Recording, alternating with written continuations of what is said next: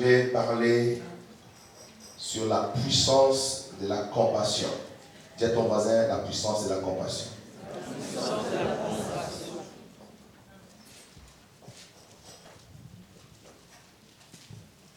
Luc 15, verset 11 nous dit ceci.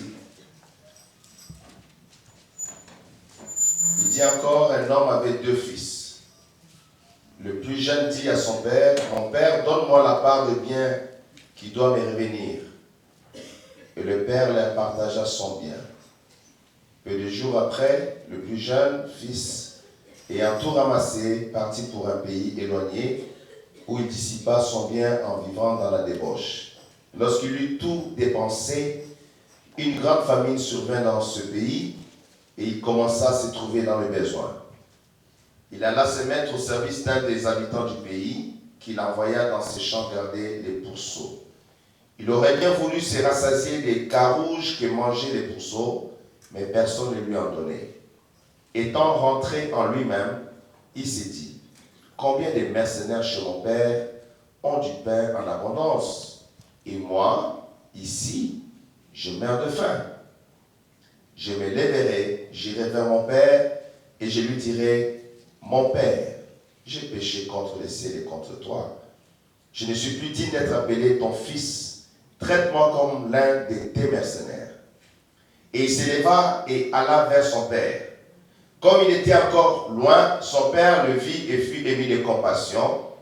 Il courut, se jeta à son cou et le baisa. Le fils lui dit, « Mon père, j'ai péché contre le ciel et contre toi. Je ne suis plus digne d'être appelé ton fils. » Mais le père dit à ses serviteurs, « Apportez vite la plus belle robe et l'en revêtez. Mettez-lui un anneau au doigt et des souliers aux pieds. Amenez le veau gras et tuez-le. Mangeons et réjouissons-nous, car mon fils que voici était mort et il est revenu à la vie. Il était perdu, il est retrouvé. Et ils commencèrent à se réjouir. Or, le fils aîné était dans les champs. Lorsqu'il revint et approcha de la maison, il entendit la musique et les danses. Il appela un des serviteurs et lui demanda ce que c'était. Ce serviteur lui dit, « Ton frère est de retour et parce qu'il l'a trouvé en bonne santé, ton père a tué le veau gras. » Il s'est mis en colère et ne voulut pas entrer. Son père sortit et le pria d'entrer. Mais il répondit à son père, « Voici il y a tant d'années que je sers, sans avoir jamais transgressé tes ordres. Et jamais tu ne m'as donné un chevreau pour que je me réjouisse avec mes amis. Et quand ton fils est arrivé, celui qui a mangé ton bien avec des prostituées, c'est pour lui que tu as tué le veau gras. » Mon enfant, lui dit le père, tu es toujours avec moi et tout ce que j'ai est à toi. Mais il fallait bien s'égayer et se réjouir parce que ton frère que voici était mort et qu'il est revenu à la vie, parce qu'il était perdu et qu'il est retrouvé. Amen. La réalité de notre temps, c'est que nous vivons aujourd'hui. Et je m'intéresse naturellement entre les 2 fils au plus jeune. Parce que le plus jeune, la Bible dit, il a pris l'initiative de parler à son père. On dit le plus jeune dit à son père. Donc, il a réfléchi, il a médité. Son père était un homme riche, son père avait beaucoup de biens, son père avait des richesses, mais lui voulait faire sa vie. Il était pressé de faire sa vie. Il voulait mener sa vie comme bon lui semblait. Et un bon jour, ce jeune fils a pris la décision de parler à son père. Son père était vivant. Il dit à son père, « Mon père, donne-moi la part de bien qui doit me revenir. » J'aime beaucoup ça. Donne-moi la part de bien qui doit me revenir. Je n'ai pas besoin d'attendre ta mort pour disputer l'héritage avec mon frère. Aujourd'hui, là, c'est aujourd'hui. Alléluia. Donne-moi la part de bien qui me revient. Je ne vais pas attendre ta mort. Je sais que tu es vieux, mais moi, je veux mon argent, ma part qui doit me revenir maintenant. En fait, un enfant ne réclame jamais la part de son héritage avant la mort de son père. l'enfant normalement attend si Dieu décide de prendre son père et si le père a laissé quelque chose, en ce moment-là de voir qu'est-ce qu'on peut faire. Mais l'enfant a anticipé le décès de son père. C'est comme si en quelque sorte, le papa était déjà mort dans son esprit. Parce qu'on n'accepte jamais un héritage tant que la mort n'a pas été déclarée. Alléluia. Tant que la mort du testataire n'a pas été constatée. Dans le cœur de cet enfant, son papa n'existait plus. Il voulait sa part de bien, il voulait vivre sa vie, il voulait aller faire ce qu'il voulait faire. Mais c'est un papa très gracieux. C'est un papa très généreux. Il n'a pas résisté à son fils. Il lui a donné la part de ses biens. Et puis, le fils a ramassé l'argent. On dit, peu de jours après, le plus jeune fils ayant tout ramassé. J'aime beaucoup ce mot ramasser. Donc, il a tout ramassé, tout ce qu'on lui a donné, il a tout pris, il est parti avec. Parce qu'il voulait vivre riche. Il voulait vivre la vie du monde. Il voulait toucher, goûter à tout. C'est un peu ce qui se passe dans notre temps, dans notre jour. Les gens veulent être riches absolument maintenant et aujourd'hui. Les gens ont l'amour et l'argent qui ronge leur âme, leur esprit. Malheureusement, cette affaire est rentrée dans l'église de Jésus-Christ. Est rentrée dans le corps du Christ. Et a touché les pasteurs qui veulent avoir des grandes églises, pas dans le but de préparer les gens pour rentrer dans le ciel, mais dans le but d'accumuler beaucoup d'argent. De vivre cette richesse maintenant. Mais la Bible dit, l'amour de l'argent, c'est la source de tous les maux. Nous les chrétiens, suivez-moi attentivement ici. Dieu nous bénit de la bénédiction d'Abraham. Alléluia. Dieu nous fait prospérer par la bénédiction d'Abraham. Et quand la bénédiction d'Abraham rentre dans ta vie, tout ce que tu as comme bien, comme richesse, c'est pour la gloire de Dieu. Amen. Et ces biens, ces richesses ne vont jamais t'égarer, t'amener loin de Dieu. Est-ce que vous me suivez? Amen. Si une bénédiction matérielle ou financière t'égare loin de Dieu, il faut demander la source de cette bénédiction-là. Je parle à quelqu'un. Je parle à quelqu'un ici. L'amour de l'argent, ça détruit beaucoup d'églises, détruit beaucoup de pasteurs, a entraîné beaucoup de gens dans la chute. Surtout avec ce phénomène qui a duré plus de 10 ans du message de la prospérité. En fait, c'est un faux message de la prospérité. Parce que la vraie prospérité, c'est Dieu qui la donne. Et Dieu la donne à ses enfants qui sait que si je donne ceci à tel enfant de Dieu, cet enfant ne se perdra pas. Moi, je ne veux pas que Dieu me donne quelque chose qui va me gagner de sa présence. Parce que les richesses de la terre sont éphémères. Elles vont finir un jour. Elles vont s'épuiser un jour. Toute la richesse ramassée de la terre n'amènera l'homme nulle part. Jésus a dit que sert-il à un homme de gagner le monde entier s'il perd son âme? Dites d'abord la parole. Amen. Alléluia. Amen. Alléluia. Amen. Mais Dieu, c'est un Dieu qui bénit ses enfants. Il a béni Abraham, il te bénira. Amen. Je parle à quelqu'un ce matin. Amen. Il a béni Isaac, il nous bénira. Amen. Il a béni Jacob, il nous bénira. Amen. Il a béni David, il nous bénira.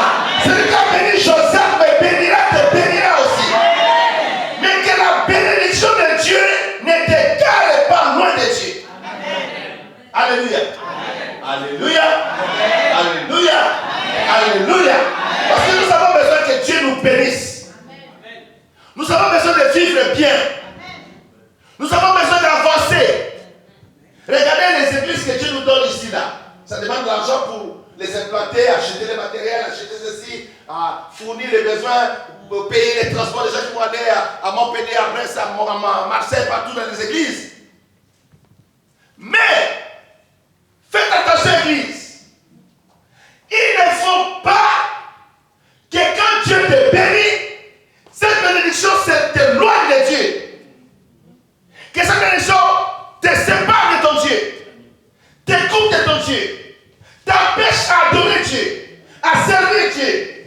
J'aime beaucoup l'Amérique du Nord, chez nous, là-bas, au Canada et aux États-Unis. Tu rentres dans les grandes églises, tu vois au protocole comme Papa André Mouyabiso à la porte là. Ce sont des PDG d'entreprise. Ils ont beaucoup d'argent. Mais ils sont les protocoles.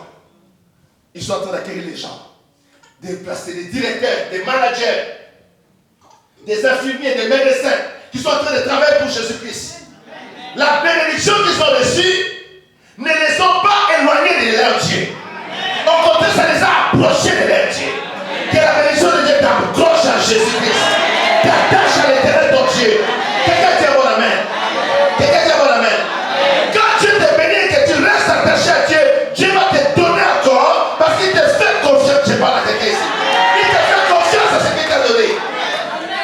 Amen, amen, amen, amen.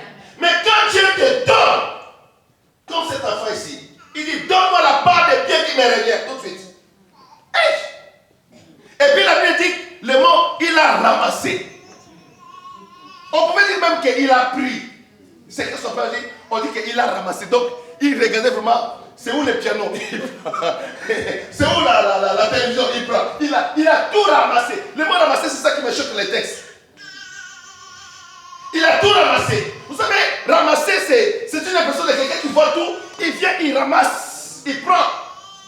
Il prend parce que il a un esprit de s'accaparer de tout. Alléluia. Il ne voulait rien laisser.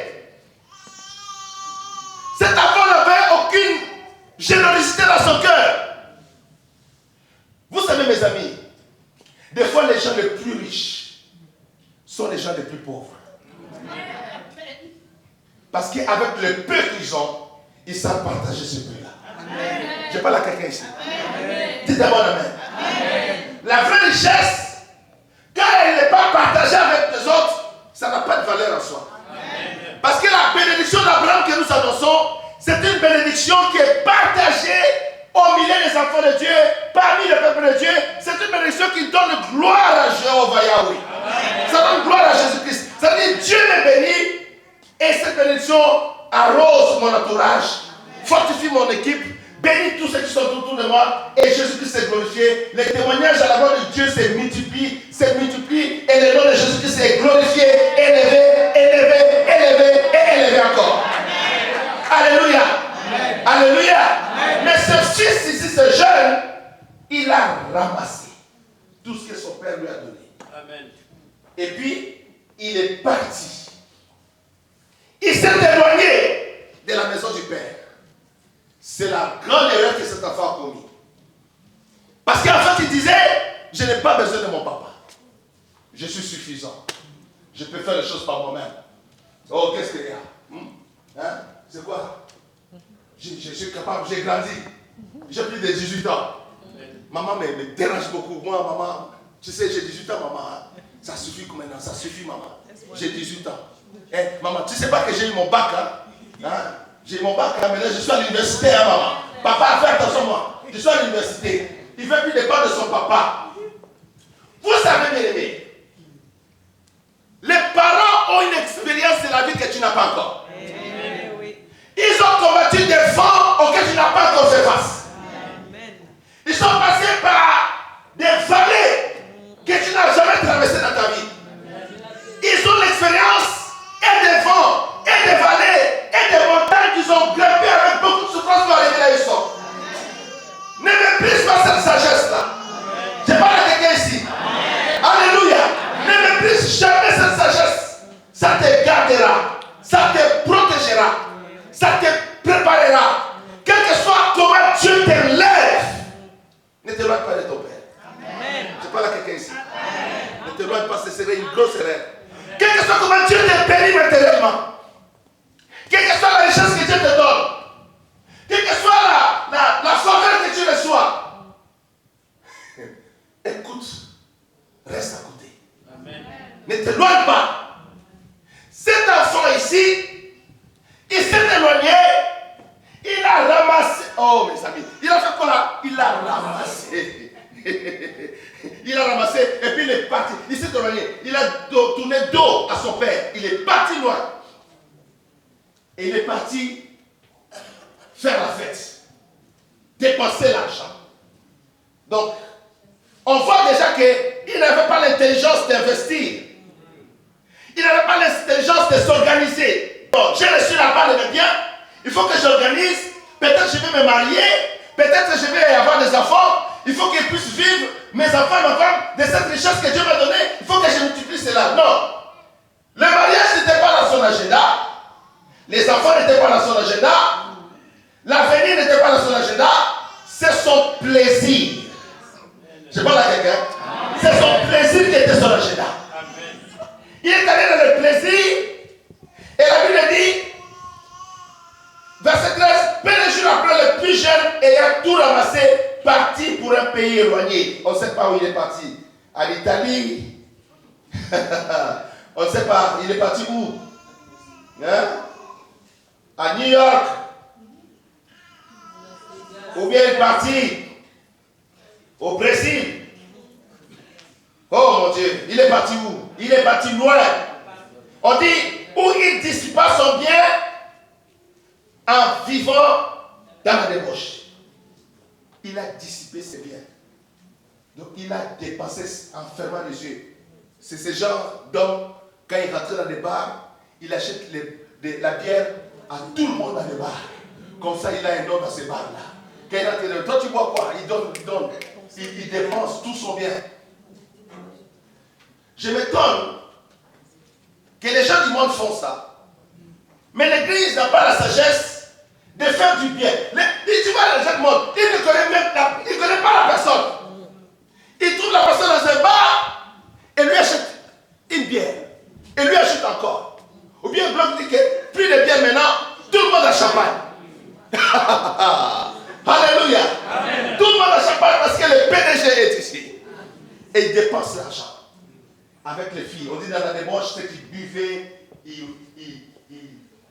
sortait avec les filles. Il n'avait pas d'agenda de mariage, pas d'agenda pour la vie, pas de projet de créer une famille, d'investir, d'aller plus loin dans la vie. Il vivait dans cette débauche. Le mot débauche, ce n'est pas moi qui le dis. Le mot débauche, c'est ce que la Bible a écrit. Que ce jeune homme est allé vivre dans la débauche. Combien de gens ont détruit leur vie ici sur terre à cause de plaisir dans les bars, à cause de plaisir dans les boîtes de nuit, dans ce qu'on appelle les nganda, hein? Des maquis, hein? Des restaurants nocturnes où on boit l'alcool, on dort dedans, on se réveille dedans et on sent mauvais le matin. Et toute ton avenir est détruite. Quand tu es là, vous savez, ces bars, ces endroits-là, ce sont des prisons spirituelles. Je parle à quelqu'un. Ce sont des prisons spirituelles. Et je sais de quoi je parle. Par la grâce de Dieu, vous verrez peut-être mon frère là un jour, le serviteur de Dieu, Jean-Pierre Bossolo. Avant de se convertir, l'apôtre Jean-Pierre, il avait son bar. Alléluia. Amen. Et dans son bar, il a fait des fétiches. Il est allé dans les bars Congo. Cette témoignage, je le donne en public, c'est pourquoi je parle par la public. Il est allé dans les bars Congo, il a pris des fétiches, il a enterré des choses dans les bars.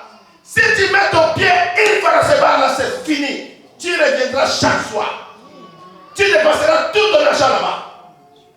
Et c'est comme ça que les gens qui venaient là-bas, ils les liaient. Ceux qui achetaient beaucoup de champagne, ils les liaient. Ceux qui faisaient ceci, ils étaient bloqués. Les bars, les boîtes de nuit, les filles qui vont dans les boîtes de nuit, ce sont des prisons spirituelles. Ce sont des prisons spirituelles. Sortez de là.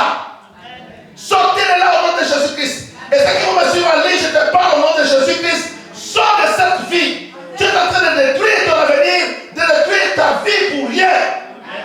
Les résultats, c'est la mort et c'est le chaos. Quelqu'un te voit ici. Ce sont des prisons, mes amis. Parce que le monde des ténèbres ne fonctionne qu'avec les talismans, avec la magie, avec des fétiches. Son père a travaillé, il a investi tout son argent. Vous savez, je parlais avec un de mes frères dans la semaine ici, là. Je l'ai appelé et puis on discutait un peu au téléphone.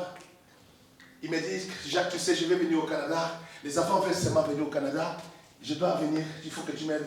Je vais leur acheter une maison. Je dis, c'est magnifique. Il dit, parce que Mon frère, tout cet argent que j'ai fait, c'est pour eux. Alors comme ils veulent être là-bas avec toi au Canada, je dois aller acheter. J'ai dit, bon, on va s'organiser, on va se donner rendez-vous au Canada quand tu achètes la maison. Parce que c'est un père. Amen. Il travaille dur. Il a investi beaucoup d'argent. Dieu t'a donné l'idée. C'est un enfant de Dieu, un chrétien. Il pense à investir pour les enfants. Amen. Mais maintenant, qu'est-ce que les enfants vont faire avec? Les boîtes de nuit sont des prisons spirituelles. Amen. Les salles de cinéma où tu vas t'asseoir, prendre le popcorn, manger en regardant un film de Hollywood satanique, ce sont des prisons spirituelles.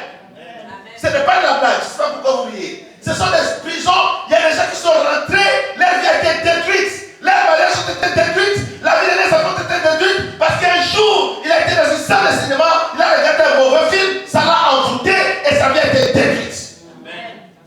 Cet enfant ici est allé vivre dans cette débauche, dans des bars, dans des endroits bizarres, et a détruit sa vie avec des femmes dehors, parce que son frère aîné va reprocher à son papa, ton fils qui a vécu dans la prostitution.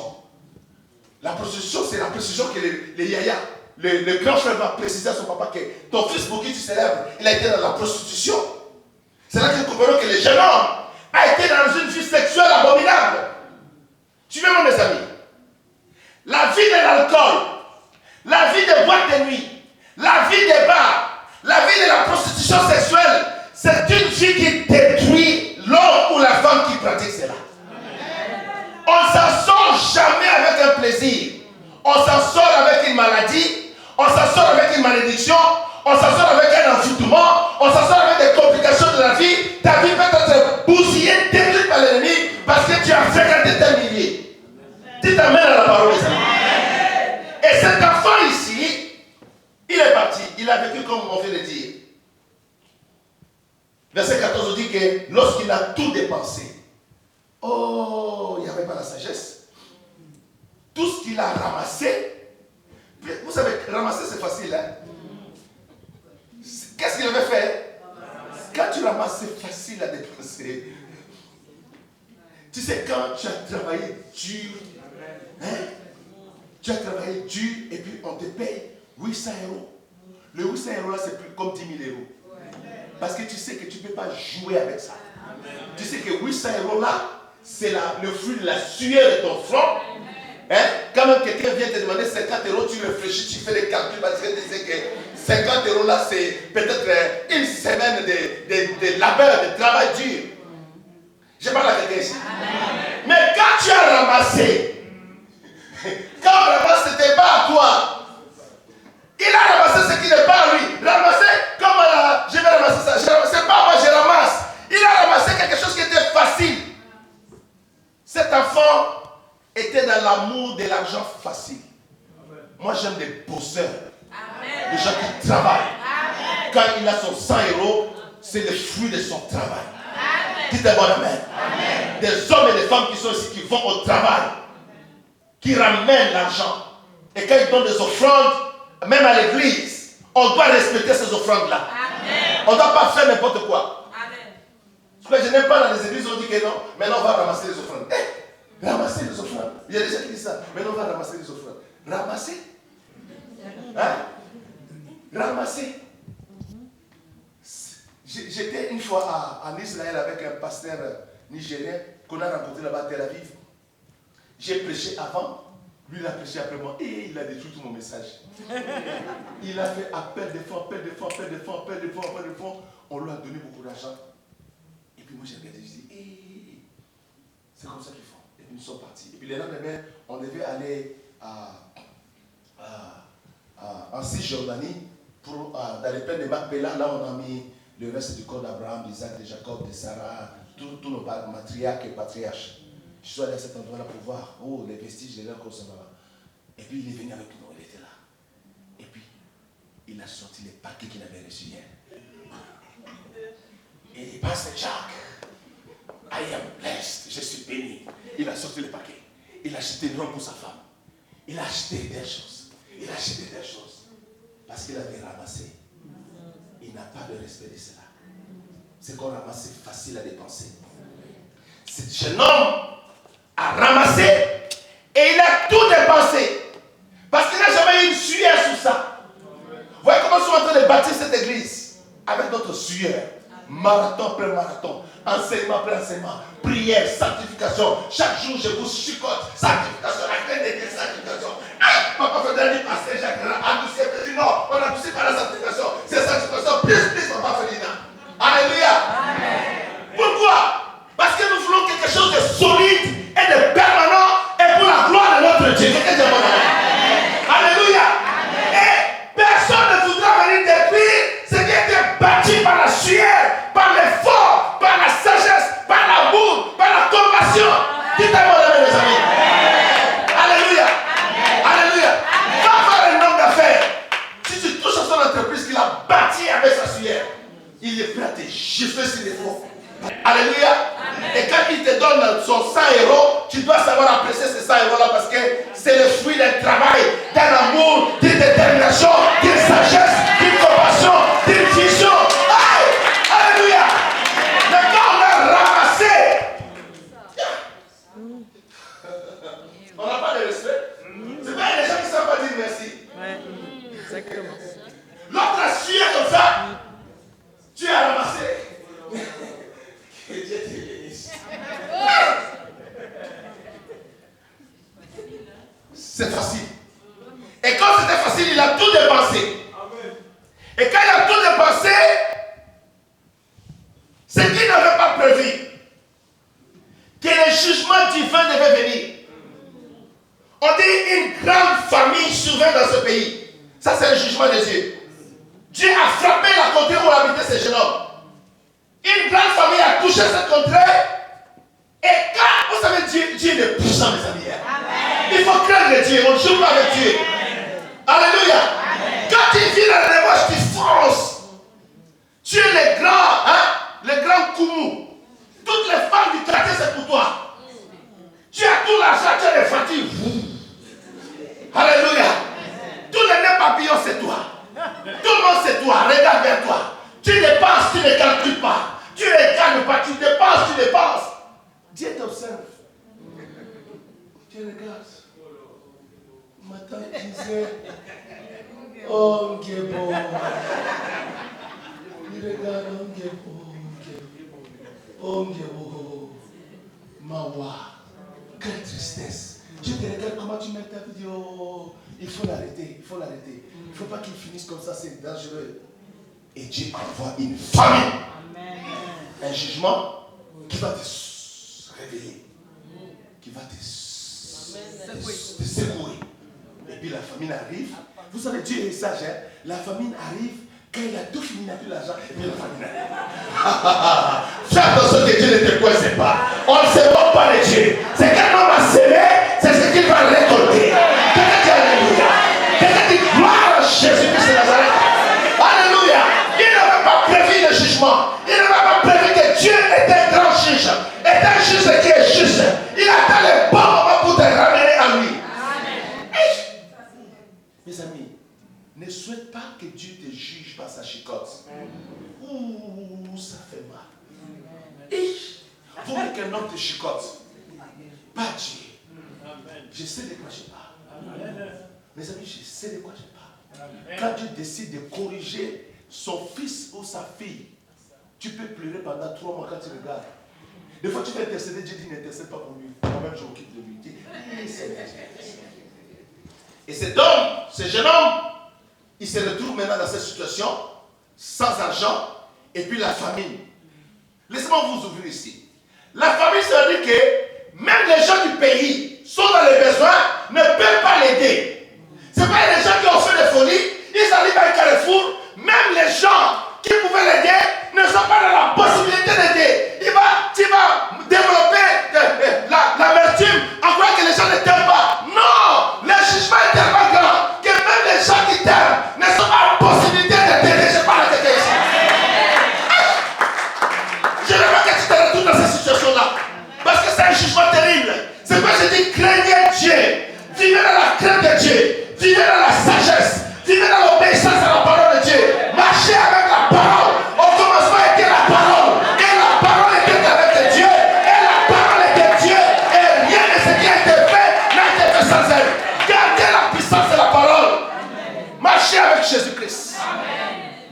l'éternel. La bénédiction de Dieu est attachée à la crainte de Dieu. Et les ceux qui craignent l'éternel, l'éternel ne leur refuse aucun bien. L'éternel leur fait du bien à tout moment. Ceux qui craignent Dieu, Dieu t'accordera la faveur. Dieu sera ton Dieu. Je parle à quelqu'un ici là. Dieu sera ton Dieu, il sera ton maître, il prendra soin de toi, il pourvoira à tous tes besoins. Oh, c'est sa richesse et sa gloire de Jésus-Christ. Crains Dieu et tu seras ami de Dieu. Crains Dieu, Dieu sera ton Dieu. Dieu marchera avec toi, il pourvoira à tous tes besoins. Dis amen. Et cet homme ici, la famille l'a frappé. Même les gens qui pouvaient l'aider ne pouvaient pas. Il est allé dans la maison d'un habitant. Mais la famine a frappé. Toutes les maisons sont frappées par cette famine. Je crois que cette contrée était une contrée de débauche. Vous savez, il y a des quartiers, tu sais que si je fais ma débauche, je dois aller là-bas à Saint-Denis. Quelque part, hein? Tu as dit quoi, Sonia? À Saint-Lazare, hein? Oh, la Sonia connaissait Saint-Lazare. Alléluia. Président dit à Saint-Lazare.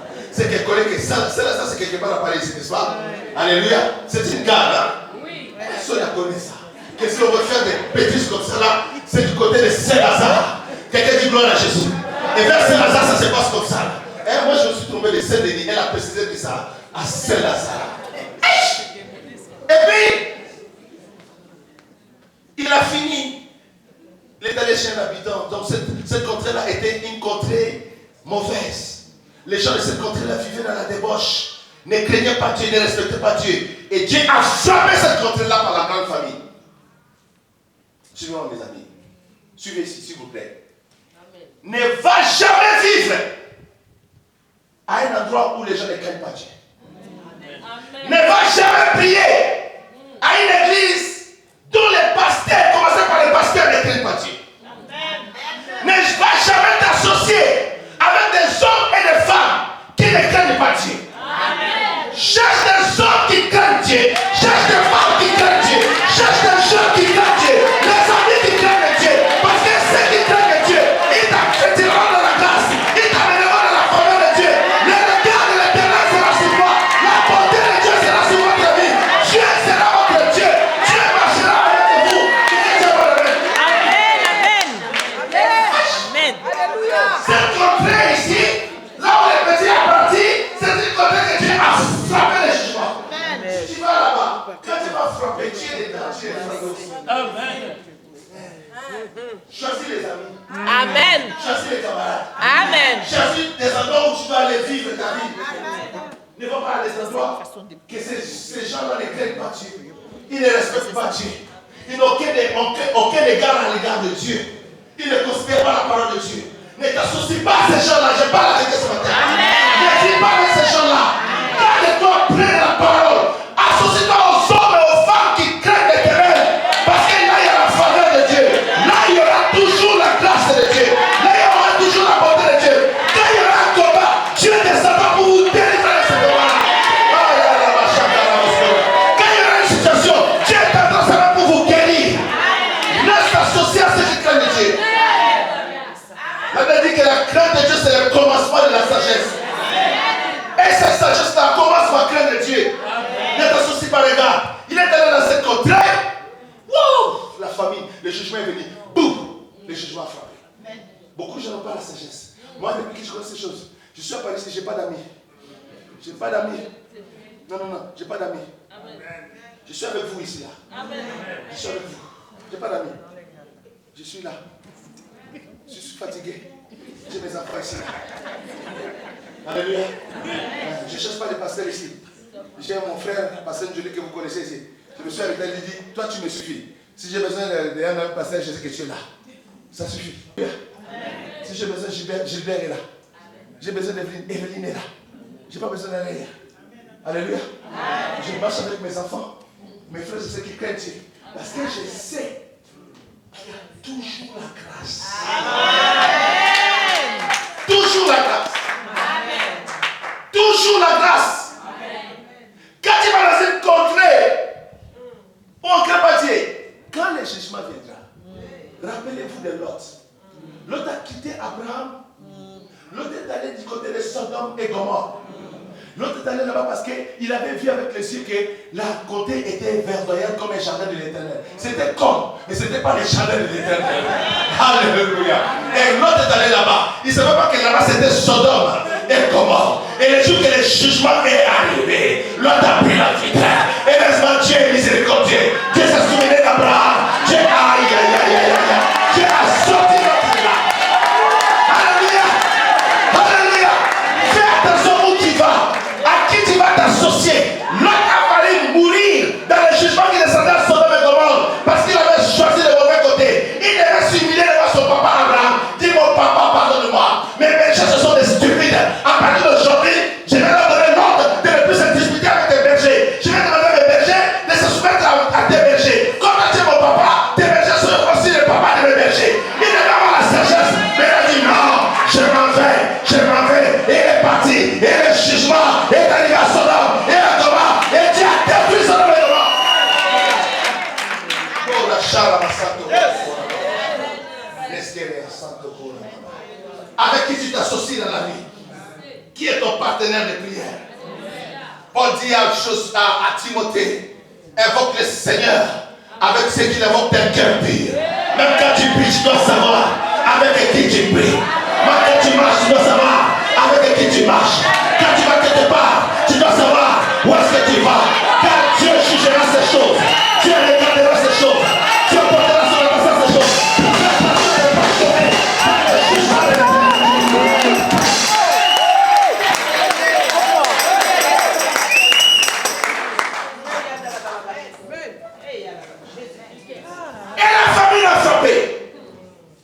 Il s'est retrouvé dans les besoins. Il est allé chez un habitant. Et puis, cet habitant-là avait encore quelques pourceaux. Des cochons, quoi. La viande impure. Il est allé travailler pour les pourceaux qui représentent l'impureté même de cette ville, de ce quartier. Les pourceaux qui représentent la saleté de la vie qu'il a menée. Parce que ce jeune homme a vécu comme un pourceau. Il mettait sa bouche dans la boue de l'alcool, la boue de whisky, quoi, la boue de Ricard. Quand tu vois un chrétien mettre dans son Facebook un Ricard en image, et puis ses amis disent, mon frère, bois avec modestie. Je me suis dit, mais c'est un chrétien. Comment il fait la publicité des Ricard? S'il pouvait savoir combien de mariages Ricard a détruit. Le papa a bu le Ricard, ça a frappé son cerveau. Il a trompé sa femme. La femme a pris le divorce, a frappé cette personne. Ce pourceau représente cette image de la pourriture, cette image de la mauvaise vie. Finalement, regarde là où il va finir dans ce pourceau. Et il cherchait des carouges pour manger. Mais comme la contrée était frappée par le jugement de Dieu, il n'avait même pas assez de carouges pour lui donner à manger à sa faim. Il a réalisé sa misère. Il a réalisé sa souffrance. Il a réalisé son humiliation. Oh, je viens de vous dépeindre un portrait très amer, très dégoûtant de ce jeune homme. Mais il y a cependant quelque chose que j'aime avec ce garçon. Quelque chose que j'aime dans la vie de ce jeune homme. La Bible dit ceci. Quand il s'est rendu à l'évidence qu'il a tout dépensé et que sa vie c'est une vie de misère. Oh, j'aime ces garçons finalement. Amen. Parce que la Bible dit, au verset 17, étant rentré en lui-même, il s'est dit, combien de mercenaires chez mon père ont du pain en abondance et moi je meurs de faim. Amen. Il est rentré en lui-même. La repentance commence par une prise de conscience dans son cœur. Amen. La repentance n'est pas possible tant que la personne qui a vécu dans le mal ne prend pas conscience de ce mal dans lequel il a vécu. Il est rentré en lui-même. La vie de la repentance commence quand un homme, une femme, un jeune, un garçon, une jeune fille rentre en lui-même dans son cœur pour discerner que la vie que je mène ne plaît ni aux hommes ni à Dieu. Amen.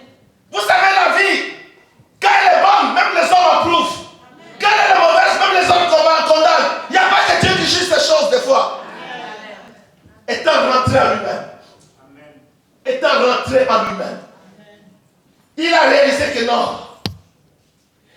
meurs de faim ici. Je suis venu dans une mauvaise contrée qui est frappée par le jugement de Dieu. Comment m'en sortir? Il a pensé à la maison de son père. Amen. Quel que soit ton égarement, n'oublie pas que Dieu est ton papa. Amen. Quel que soit ton égarement, n'oublie pas qu'il y a un papa qui t'aime. Il est le créateur de cieux et de la terre. Amen. Dieu ne cherche pas la mort d'un pécheur. Mais ce que Dieu veut, que tout pécheur rentre en lui-même, réalise son mal et retourne à l'éternel son Dieu. Amen. Étant rentré en lui-même, ce jeune homme, il dit, je me lèverai, j'irai vers mon père, et je lui dirai, mon père, j'ai péché contre le ciel et contre toi. Amen. La repentance commence quand tu rentres toi-même et tu réalises que la vie que tu as menée, ça s'appelle péché. Ce n'est pas une erreur que j'ai faite. J'ai fait une erreur. Ah, cette erreur était grave, mais c'est une erreur. Non! La repentance commence quand tu comprends que la vie que tu as menée, les choses que tu as faites, ça s'appelle un péché. Amen. Et quand tu réalises que tu as péché devant Dieu, c'est là que tu vas dire, j'ai péché contre Dieu. Amen. Et j'ai péché contre les hommes. Amen. J'ai péché contre mon frère. J'ai péché contre ma soeur. Pourquoi les gens, des fois, à l'église ne demandent pas pardon? Parce qu'ils ne réalisent pas le mal qu'ils ont fait. Amen. Tu as mal parlé à ta soeur, à ton frère, et puis tu passes. Parce que tu ne réalises pas comment la personne est blessée. Tu n'as pas le réflexe de demander pardon. Tu n'as pas le réflexe de te réaliser que non, ce que je fais a détruit le cœur de l'autre. Ce garçon a réalisé finalement qu'il a péché. Et il dit, j'ai péché contre le ciel. C'est-à-dire qu'il a réalisé qu'il a péché contre Dieu et contre son père. Mes amis, ces choses se passent en lui, dans son cœur, avant qu'il retourne vers son papa. Il dit, je me lèverai. La repentance, c'est se lever pour retourner vers Dieu. Je parle à quelqu'un en ce moment, suivez-moi mes amis. La repentance, c'est retourner à Dieu. La repentance, c'est le retour. Quand tu prends conscience que ce que je fais, c'est mauvais, ma vie, c'est le péché, maintenant je ne peux pas continuer comme ça, je dois retourner à Dieu. Suivez-moi mes amis. Quand je prêche la repentance, Dieu m'a dit ne les condamne jamais. Montre-le le chemin de retour. Amen. Le chemin de retour, c'est Jésus-Christ. Dites-moi la main. Le chemin de retour, c'est l'éternel Dieu. Pourquoi? Parce qu'un Dieu miséricordieux et compatissant. Il est là, la colère est riche en bonté. Dieu pardonne les péchés de ceux qui se répandent. Dieu ne cherche pas la mort d'un pécheur. Quand tu trouves un frère, une soeur dans le péché, ne cherche pas à l'enfoncer davantage. Amène-le à prendre conscience, à se repentir et à retourner à Dieu. Parce que Dieu ne veut perdre personne. Dieu ne veut pas perdre aucun de ses enfants. Dieu veut que ses enfants retournent à lui, que ses enfants reviennent à lui. Alors, le jeune ici, malgré tous les dégâts qu'il a fait, il a pris la décision et dit, je vais retourner vers mon Père. Je vais retourner vers mon Dieu. Et puis, il s'est levé. Dieu ne pas il s'est levé. Il s'est levé. C'est une démarche qu'il a fait. La repentance, c'est une démarche qu'on fait vis-à-vis de Dieu, vis-à-vis des autres. Amen. Si j'ai blessé Gilbert, si j'ai blessé ma fille Evelyne ici, j'irai vers Evelyne et dire, ma fille, pardonne-moi, je t'ai fait du mal. Amen. Tu demanderas pardon. Amen. C'est une démarche. Amen. La repentance, c'est une démarche qu'on fait vis-à-vis de Dieu pour réparer les torts. Parce que la Bible dit dans le livre des Psaumes, le pardon se trouve auprès de toi afin qu'on te craigne. Le pardon se trouve auprès de Dieu. C'est pourquoi la repentance nous ramène à Dieu pour trouver le pardon de Dieu. Amen. Amen. Suivez-moi, parce que je dois clôturer. Ce jour-ci commence à déborder, je n'aime pas ça. Il dit ceci. Et puis il est parti.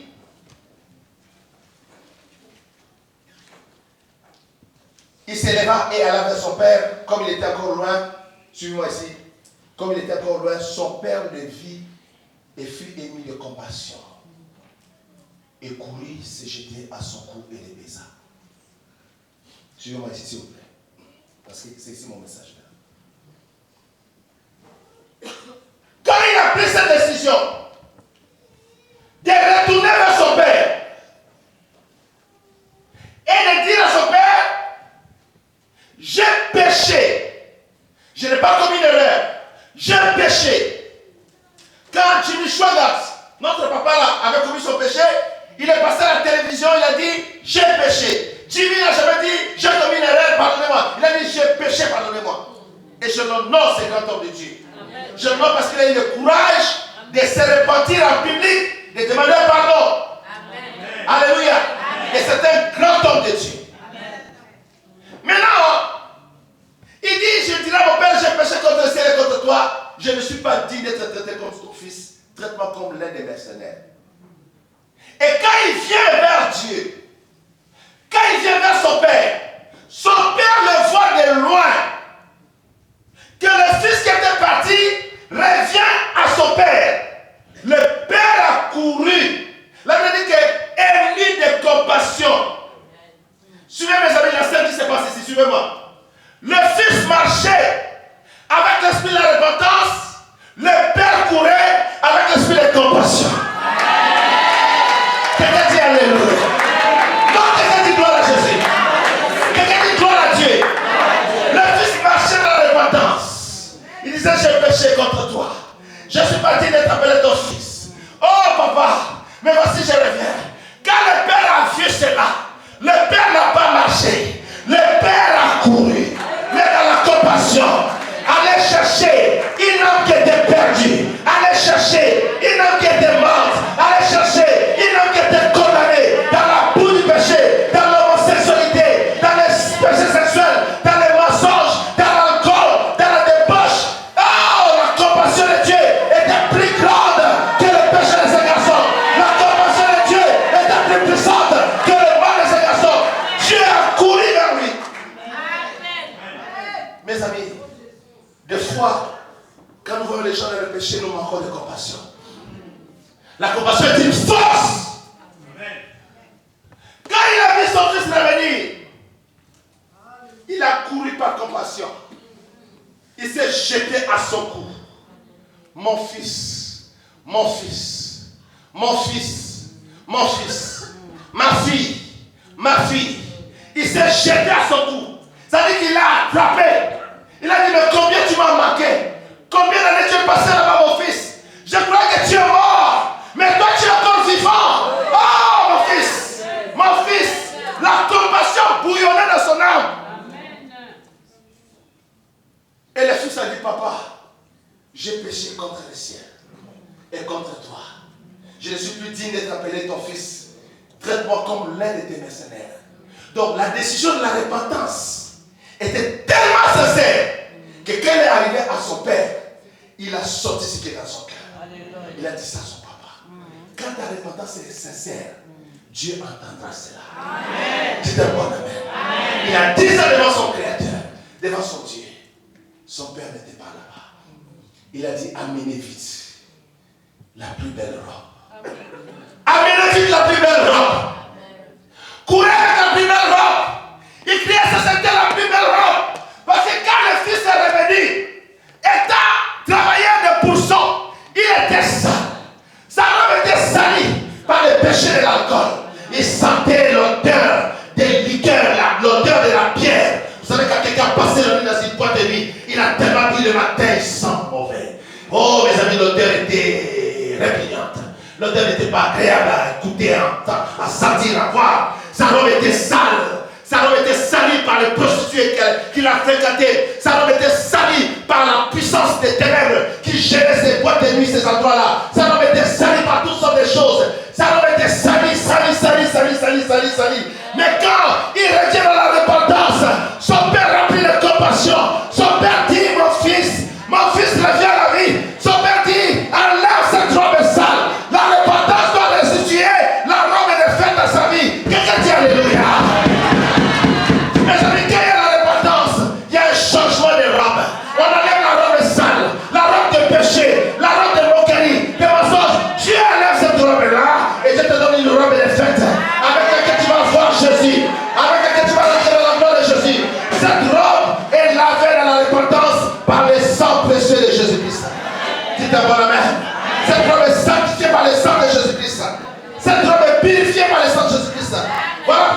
la repentance pour amener tout le monde à la plus belle robe.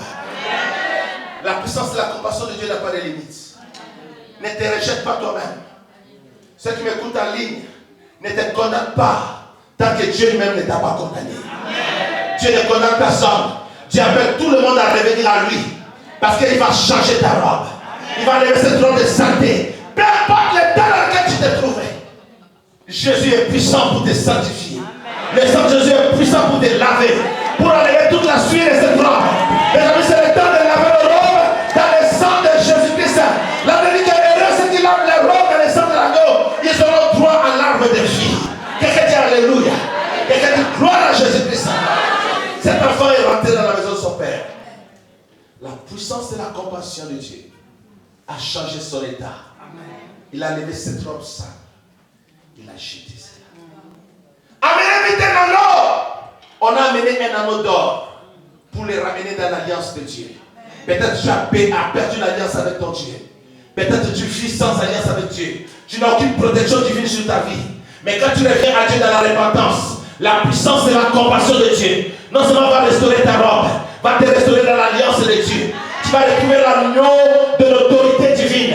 L'agneau qui te donne l'autorité en tant que fils de Dieu. Ceux qui ont reçu Dieu, ceux qui ont reçu Jésus, la Bible croit ceci. À ceux qui l'ont reçu, à ceux qui croient en son nom, Dieu leur a donné le pouvoir de devenir enfants de Dieu. Lesquels sont nés, non de la chair, non du sang, non de la volonté de l'homme, mais ils sont nés de Dieu. Tu retourneras à cette alliance éternelle par la puissance du sang de Jésus-Christ. Oh, il a dit amenez les sandales, mettez-lui les chaussures dans les pieds, parce qu'il a marché les pieds nus, il a marché dans le péché de la boue, il a marché sans l'évangélisation, il a perdu la sens de la vie, mais il a donné les sandales du salut, les sandales de l'évangile, les sandales de la droiture, les sandales de la crainte de Dieu, pour que tu marches dans une vie correcte, une vie droite, une vie qui honore Dieu, et que tu gardes les âmes pour le nom de Dieu. Alléluia.